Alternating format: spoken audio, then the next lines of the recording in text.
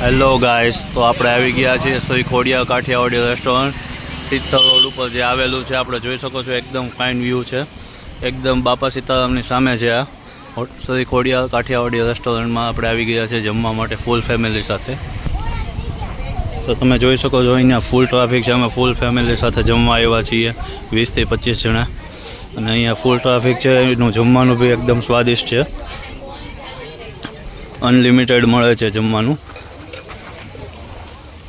એકદમ મસ્ત ફૂલી હવા આવે એવી જગ્યા છે. તો આપણે આવી ગયા છે એમના માલિક પાસે. જે આપનું શુભ નામ જણાવજો સાહેબ.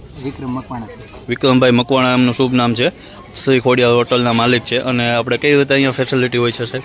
આપણે સાહેબ અહીંયા એવું હોય કે ભાઈ ગેટ ટુગેધર કોઈ પણ પાર્ટી, એન્ગેજમેન્ટ પાર્ટી અથવા તો આવીને બધા બેસીએ કે વ્યવસ્થિત એ રીતની આપણી પાસે વ્યવસ્થા છે.